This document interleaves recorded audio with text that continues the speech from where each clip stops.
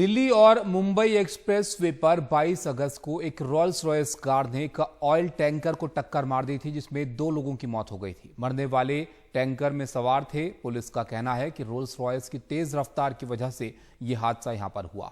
हादसा इतना जबरदस्त था कि 10 करोड़ की कार भी चकनाचूर यहां पर हो गई और टैंकर पलट गया। हादसे में टैंकर में सवार एक व्यक्ति घायल भी है, जिसका बयान भी अब तक नहीं लिया गया है। पुलिस ने लापरवाही से गाड़ी चलाने का मामला यहां पर दर्ज किया है।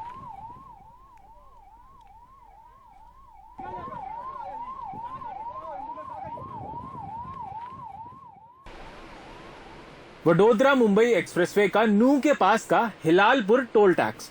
22 अगस्त की सुबह करीब 11:15 बजे का वक्त इमरजेंसी लेन से महंगी कारों का एक बड़ा काफिला निकल रहा है। एक नहीं, दो नहीं, पूरी 14 गाड़ियां। इतनी गाड़ियां शायद किसी कैबिनेट मंत्री के काफिले में भी नहीं होती हों। सभी गाड़ियां बिना टोल टैक्स दिए निकल जाती हैं। इसी काफिले में एक करीब 12 करोड़ की कार चल रही है, जिसमें बैठा है कुबेर ग्रुप का मालिक विकास मालू, जिसकी गाड़ी को कई गाड़ियां एस्कॉर्ट कर रही हैं। सीसीटीवी फुटेज है, उसमें यह साफ तौर पर दिख रहा है कि इसके पहले यहां से करीब 28 किलोमीटर दूर हिलालपुर का जो टोल टैक्स है, वहां पर विकास मालू का जो काफिला है, जिसमें 14 गाड़ियां हैं, इसमें वीआईपी गाड़ियां भी हैं और उनके सिक्योरिटी से जुड़े एस्कॉर्ट गाड़ियां भी हैं। तो वहां 14 गाड़ियां जो निकल रही हैं, उन गाड़ियों का एक तो वहां पर टोल टैक्स नहीं दिया गया। सारी गाड़ियां बिना टोल टैक्स दिए वहां से निकली और उन्होंने 28 किलोमीटर का रास्ता करीब 15 मिनट में तय किया। करीब 15 मिनट बाद और टोल से 28 किलोमीटर दूर इसी सड़क का ये दूसरा सीसीटीवी है। इसमें दिख रहा है कि रोल्स रॉयस हाई स्पीड में काफिले को छोड़कर बाकी गाड़ियों से आगे निकल जाती है और सड़क पर यू टर्न ले रहे एक डीजल टैंकर को जोरदार टक्कर मारती है। कार में आग लग जाती है, लेकिन उसके पहले ही विकास मालू काफिले की दूसरी गाड़ियों में सवार होकर मेदांता अस्पताल पहुंच जाता है, जबकि टैंकर के ड्राइवर और हेल्पर की मौत हो जाती है और टैंकर में सवार एक शख्स घायल हो जाता है। पुलिस के मुताबिक कार की स्पीड काफी ज्यादा थी, जबकि विकास मालू का दावा है कि स्पीड 120 किलोमीटर प्रति घंटा से ज्यादा नहीं थी। अच्छा, ये बात सामने आ रही जो सीसीटीवी फुटेज आया कि जो इनकी रॉल्स रॉयस कार थी, उसकी स्पीड 200 किलोमीटर पर आवर से ज्यादा थी। सर, क्या होता है कि जब आप टेस्ट ड्राइव लेते हो ना एक्सप्रेसवे पे जी, तो आप थोड़ा सा ऊपर भी लेकर जाते हो, लेकिन नॉर्मल स्पीड जिस समय एक्सीडेंट हुआ उस समय इसकी स्पीड लगभग 100-120 के करीब थी। अच्छा, तो आपको क्या लगता है गलती किसकी है? सर, ट्रक ड्राइवर ने बिना इंडिकेटर दिए हुए सीधे लेफ्ट से एक्सट्रीम राइट ले गया यू टर्न के लिए, तो जिस वजह से ये सारा कुछ हुआ। विकास मालू के मुताबिक हादसे के वक्त उनकी गाड़ी में एक महिला और ड्राइवर सवार था, जो नई गाड़ी का टेस्ट ड्राइव ले रहा था। गाड़ी विकास मालू नहीं चला रहे थे, वो एक कार्यक्रम में शामिल होने के लिए जयपुर जा रहे थे। क्या ठीक होने के बाद ये पुलिस की जो जांच है उसको ज्वाइन करेंगे? क्योंकि ये भी बात सामने आ रही है कि पुलिस इनको बुलाएगी पूछताछ के लिए, क्योंकि पुलिस का कहना ये है कि गाड़ी यही ड्राइव कर रही थी। ये गलत बात है कि वो ड्राइव कर रहे थे, ऐसी बात नहीं है। और जाहिर है कि एक बार इलाज हो जाए उसके बाद ये इन्वेस्टिगेशन ज्वाइन तो करेंगे ही। विकास मालू के दक्षिणी पश्चिमी दिल्ली के फार्म हाउस पर शनिवार को नूह पुलिस जांच के लिए पहुंची। हालांकि विकास अभी मेदांता अस्पताल में भर्ती हैं। देखना होगा कि नूह पुलिस इस रईसजादे से कब पूछताछ करती है। एफआईआर में आरोपी के तौर पर अभी किसी का नाम नहीं लिखा गया है। सवाल यह है कि क्या पुलिस विकास मालू को बचा रही है? नूह से कैमरामैन कानन पात्रा के साथ मुकेश सिंह सेंगर, एनडीटीवी इंडिया। तो ये जो नाम आप सुन रहे हैं, रॉल्स रॉयस हादसे को लेकर विकास मालू फिर विवादों में हैं। विवादों से उनका पहले भी नाता रहा है। रवीश रंजन शुक्ला की हमारे सहयोगी की रिपोर्ट आप देखिए।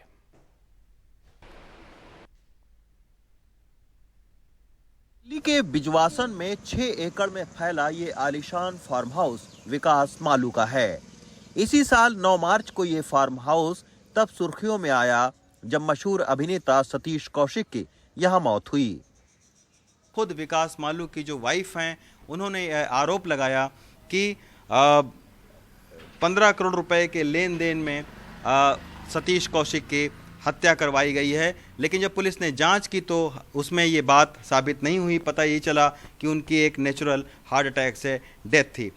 इस वाकये को अभी 6 महीने भी नहीं हुए थे कि अपनी महंगी कार और उसकी स्पीड के लिए एक बार फिर विकास मालू विवादों में है।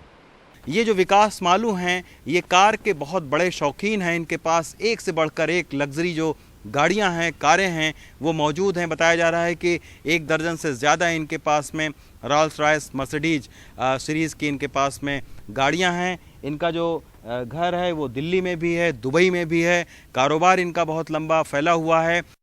विकास मालू कुबेर ग्रुप के निदेशक है। बताया जाता है कि इनका कारोबार 40 से ज्यादा देशों में फैला हुआ है। महंगी रॉल्स रॉयस कारों की फ्लीट और पेज 3 पार्टियों की फोटो देखकर आप इनके शौक के बारे में अंदाजा लगा सकते हैं। फिलहाल विकास मालू अस्पताल में भर्ती हैं। हमने इनके फार्म हाउस पर जाकर इनके परिजनों से बात करने की कोशिश की, लेकिन कोई बात करने को तैयार नहीं हुआ। नई दिल्ली से संजय कौशिक के साथ रवीश रंजन शुक्ला, एनडीटीवी इंडिया। तमिलनाडु के मदुरै रेलवे स्टेशन के पास एक बड़ा हादसा हुआ जिसमें लखनऊ से रामेश्वरम जा रही ट्रेन के टूरिस्ट कोच में आग लग गई। हादसे में अब तक 10 लोगों की मौत हुई है और 20 लोगों के घायल होने की खबर है। दक्षिण रेलवे के अधिकारियों के मुताबिक ट्रेन में आग कल सुबह उस वक्त लगी जब ये मदुरै यार्ड जंक्शन पर रुकी हुई थी। रिपोर्ट्स के मुताबिक आग कोच में सिलेंडर की वजह से लगी। ट्रेन में आग लगने का एक वीडियो भी सामने आया जिसमें भीषण आग लगी हुई दिख रही है और लोगों के चिल्लाने की आवाजें सुनाई दे रही हैं।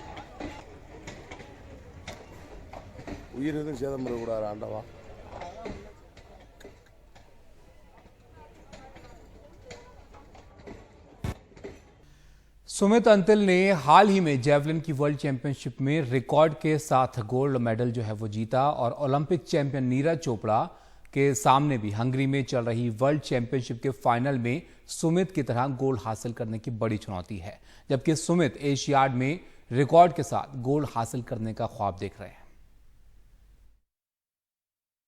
हमारे साथ एक ऐसे एथलीट हैं जिन्होंने जैवलिन में ओलंपिक्स में गोल्ड जीता है और वर्ल्ड चैंपियनशिप। जाहिर है आप सुमित को की अलग पहचान है, लेकिन सुमित ने जो कारनामा किया है वो नीरज से एक कदम आगे। नीरज के पास अभी भी, नीरज चोपड़ा के पास वर्ल्ड चैंपियनशिप का गोल्ड नहीं। सुमित ने न सिर्फ जीता है, एक रिकॉर्ड भी बनाया। सुमित वो मोमेंट बताया, क्योंकि ये इस बार जब आपने वर्ल्ड रिकॉर्ड के लिए 70 मीटर से ज्यादा फेंका, अलग एक यलगार था। काफी अच्छा कंपटीशन था सर, और काफी मजा आया खेल के। और जब मेरे को पहली थ्रो में ही पता लगा कि हाँ ये एक नया वर्ल्ड रिकॉर्ड है और 70.83 मीटर, तो मैं उम्मीद नहीं कर रहा था कि इतनी थ्रो होगी। फिर जैसे ही मेरे को लगा कि हाँ ये काफी दूर गई है, तो फिर जो मैं करता हूँ वो खुद से ही निकलता है। हम करते नहीं है, कोई भी एथलीट में हो गया, नीरज भाई हो गए, वो खुद से निकलता है अंदर से कि हाँ कुछ बड़ा अचीव किया। तो वो हमें लग रहा था कि एक सेटिस्फेक्शन थी कि हाँ एक अच्छी थ्रो है वर्ल्ड चैंपियन बनने के लिए। तो उसमें हम थोड़ा बोल सकते हैं कि रोल कर रहे थे वहां पे। तो काफी अच्छा एक्सपीरियंस था वर्ल्ड चैंपियनशिप में। लेकिन सुमित, ये मुझे नहीं लगता है कि आपका अभी भी बेस्ट है। आपने पिछले साल 4-5 बार ही रिकॉर्ड तोड़ा, इस बार भी आप 70 कह रहे हैं। आपको यकीन नहीं था, लेकिन आप तो बेंगलुरु में 70 से ज्यादा फेंक चुके। जी जी जी, बिल्कुल सर। बेस्ट तो हालांकि ग्राउंड पे तो कम ही लगाई थी मैंने अब की बार। तो हम 59 या 70 पॉइंट सब 83 की तो उम्मीद नहीं कर रहे थे, बट 70.1 या 2, मतलब 70.12, तो ऐसी उम्मीद कर रहे थे। बट जेवलिन का कुछ नहीं पता, 2-3 मीटर कब ऊपर नीचे हो गए। और एक सबसे अच्छी बात हुई कि इसमें 70 मीटर के अराउंड 3 थ्रो लगी है मेरी एक कंपटीशन में, तो वो आई थिंक बेस हो गया मेरा 70 मीटर। और सर जैसे जैसे आगे मेहनत करेंगे वैसे वैसे थ्रो भी आई थिंक इंक्रीज होगी। अभी काफी कुछ सीखना बाकी है हमें, काफी कुछ। जैसे नीरज भाई भी टाइम टू टाइम इंस्पायर करते रहते हैं। जैसे ही वर्ल्ड चैंपियनशिप में मेरा गोल्ड मेडल आया, उनका मैसेज आया कि भाई बहुत अच्छा कर रहे हो। तो जिस तरह से वो इंस्पायर करते हैं, बाकी सीनियर्स हो गए, शिवपाल भाई हो गए, बाकी बाकी एथलीट्स हो गए, जिस तरह से इंस्पायर करते हैं, तो उम्मीद है कि फ्यूचर में और अच्छा करेंगे। क्या टारगेट है? मैं बहुत पहले मिला था तो आपने 80 बोला था, लेकिन अब आप बहुत रियलिस्टिकली बढ़ रहे हैं कि 75 पहला है। अब की बार 75 पार या 80 पार? Sir step by step I think सही रहेगा। मैंने बोला था कि 80 मेरे को लाइफ टाइम में अचीव करना है लाइफ में। तो अभी भगवान की दया से काफी लंबा कैरियर है, उम्मीद करता हूँ काफी लंबा रहेगा। और अभी वर्ल्ड चैंपियनशिप हो गई हमारी, एशियन गेम्स अभी, तो उसमें तो देखते हैं कितना रिकॉर्ड जाता है। बट अभी थोड़ी मेरे बैक में थोड़ी पेन है, तो फिलहाल उसको देख रहे हैं हम, परफॉर्मेंस को ना देख के। उम्मीद है कि 71-72 के आसपास तो लगनी चाहिए सब, जैसा मेरे को लग रहा है एशियन गेम्स में। अभी जो इमीडिएट चैलेंज है एशियन गेम्स है, फिर अगले साल ओलंपिक्स है, आप इस कारनामे को दोहरा सकते हैं, इसका आपको दबाव होता है? दबाव तो सर रहता ही है, एक हर एक एथलीट पे रहता है। कोई भी हुआ, मैं हुआ, नीरज भाई हुआ, कोई भी, मतलब कोई भी एथलीट हुआ, दबाव तो रहता ही है हर एक एथलीट को। ऐसा नहीं सर, मैं कभी मेडल की सोच के नहीं आता कि मेरे को गोल्ड मेडल लेके आना है या रिकॉर्ड ब्रेक करना है। बस अपना पर्सनल बेस्ट हो जाए तो मेडल तो ऑटोमेटिक आ जाएगा। मेहनत हम अपनी तरफ से पूरी कर रहे हैं कि सर गोल्ड गोल्ड में ही रहे। आपके प्रोस्थेटिक लेग पे पहले जैसे आपने बताया था कि ब्लिस्टर हो जाता था, ये अभी आपको इस वर्ल्ड चैंपियनशिप में कुछ चेंज हुआ है या वो चैलेंज अभी भी है आपका? वो तो सर मेरे जो प्रोफेसर हैं उन्होंने, मतलब कि जिस तरह की फोर्स मैं डालता हूँ लिम्ब पे, आर्टिफिशियल लिम्ब पे, तो वो तो बोल रहे हैं कि जब तक भाई तू गेम करेगा तब तक वो तो सहन करना ही पड़ेगा तेरे को।